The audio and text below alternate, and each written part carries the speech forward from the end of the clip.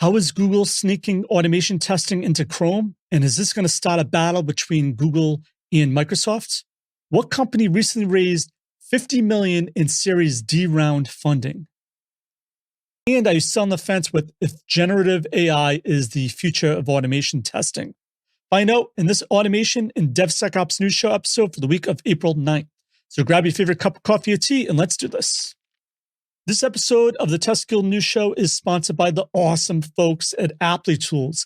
If you're looking to take your automation project to new heights, Applitools and their visual validation testing are a game changer. I've used it myself in my day-to-day career, and we couldn't do what we were trying to do without visual validation using Applitools. But don't just take my word for it. Try it for yourself today by creating a free account now by using that special link in the first comment down below. And while you're there, why not like, rate, and subscribe to get alerted every time I release a new episode. First up, automation news.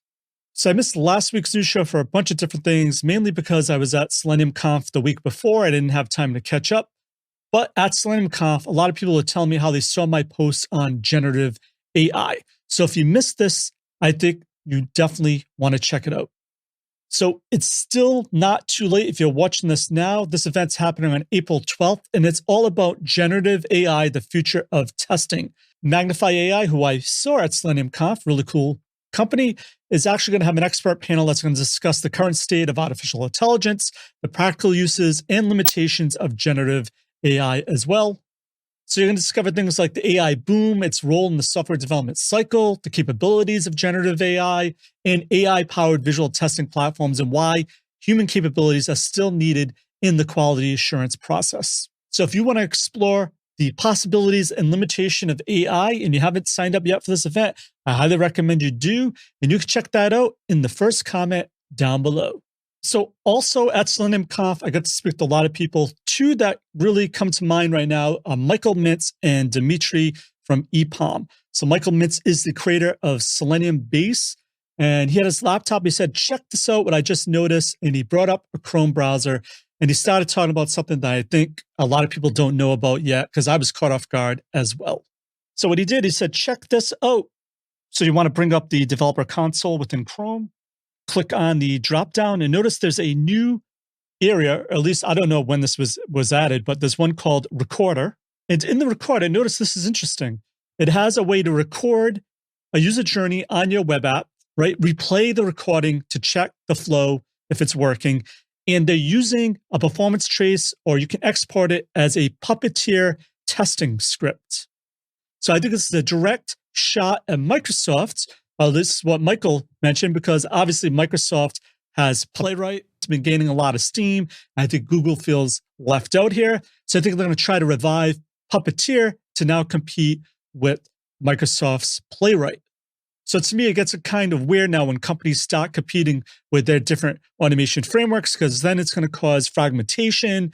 And it's going to be just like it was in the 90s. That's why I don't know if it's a good thing to have companies like Google and Microsoft involved.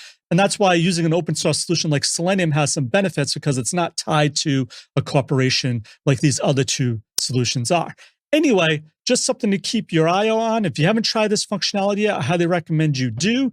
And maybe it's time to learn a little more about Puppeteer as well. Also, Dimitri mentioned this brings up an interesting thing, because that's why he thinks Microsoft bought GitHub, because they've been training their AI model against GitHub, and that's why when you use ChatGPT, it's able to generate code because it was trained on all the code within GitHub. So just another interesting insight into some ethics or things of how the world is changing and what to be aware of when these companies purchase other companies and what their underlying motive is.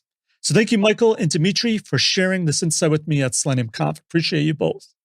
So I don't know if you've been seeing it, but a lot of software companies, software testing companies are rolling out ambassador programs. You may be wondering, why should I care? Why should I listen? Well, I have an article on why ambassador programs are really beneficial to you being involved with. And so she listed out a bunch of programs you can get involved with the community.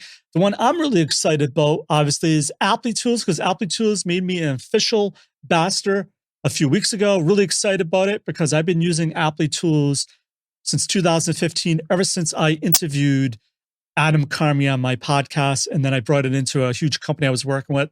So if you haven't checked out these ambassador programs, I definitely recommend you do. And thank you, Priscilla, for all these links. So I also found an article on Playwright you definitely should check out as well. And this was posted by Stuart Thomas, who pointed to an article by Kat. Kat's been on the show before and at the Automation Guild. Awesome resource for Playwright and performance. And it talks about a blog she recently released for Zoopla. In the article, it's all about making engineers love Playwright with the software design patterns. And she goes over a few of the benefits to support this idea and goes over some popular object or design patterns that you need to know about, especially with Playwright. That's really going to get buy-in from your engineering team and your developers. Speaking of generative AI, there's another resource from the awesome folks at Applitools on ChatGPT that you definitely should register for as well. And this is on unlocking the power of ChatGPT in AI and test automation, what some next steps are that you can implement to get involved in this new wave of AI in testing. So by joining this webinar, you're going to learn practical applications for the use of these technologies like GitHub Copilot and Applitools Self-Healing Cloud. And a lot of the benefits deal around handling flaky tests and handling negative edge case tests. You're going to learn how to enhance your test automation strategies to make them faster, more stable, and easier to implement. You're going to take home techniques to generate realistic test data in different contexts. You're going to gain insights on how to combine different tools to find the best possible solutions for your test automation needs. So if you haven't already, I highly recommend you register now for this event and hope to see you there. And so it just seems like Playwright is starting to get more and more users, and you can tell how different projects are getting buy-ins from companies by features that they start releasing. And here's one by LambdaTest that enhances their Playwright capabilities. And this is how LambdaTest upgrades its Playwright automation testing experience with the addition of its AI-powered integrated test intelligence. And they talk a little bit about why they started investing a little more in Playwright. So given Playwright's increasing usage across the business world, they're excited to provide their customers with a deeper and more intuitive view of their testing, enabling them to identify issues faster and optimize their testing process. And goes over how they're consistently trying to upgrade their automation offerings. And so that's why they just introduced the Digital Experience Test Cloud with Playwright as kind of one of the main features of that release. So I'm always looking for different ways to leverage automation. So this next article is how you can use test automation with Value Stream to get more benefit out of your automation efforts. And this is about how the company Planview and UiPath partnered to optimize test automation with the Value Stream management capabilities. And what they did is they integrated UiPath business automation platform with their Planview market shaping value stream management solution.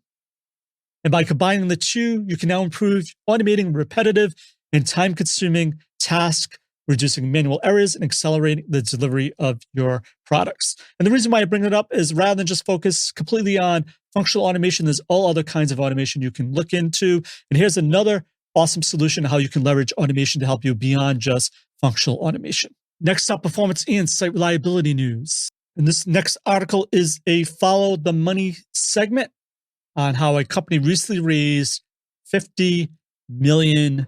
This was posted by Jeanette, and she announced how Honeycomb recently raised $50 million in Series D round funding. And so it just shows the type of support that's going on within the observability space. So if you're not involved in observability, this is just one of those signs that says, hey, maybe I should get involved in this because it seems to be a growing area that I should have skills in to help my career as well. Next up, security news. So this article is over a new feature that was just released by a company in the security API testing space. And the article goes over how StackHawk offers enterprise customers the ability to implement modern DAST and API security testing with control and visibility across various teams. This goes into detail a little more about the new feature to help enterprises and a little more about the company if you haven't heard about StackHawk before. And for links of everything of value we covered in this news episode, head on over to the links in the first comment down below. And while there, make sure to check out our sponsor, Applitools' free account offer and discover how to take your automation testing to the next level, leveraging visual AI. So that's it. This episode of the Test Guild News Show. I'm Joe. My mission is to help you succeed at creating end-to-end full stack pipeline automation awesomeness. As always, test everything and keep the good. Cheers.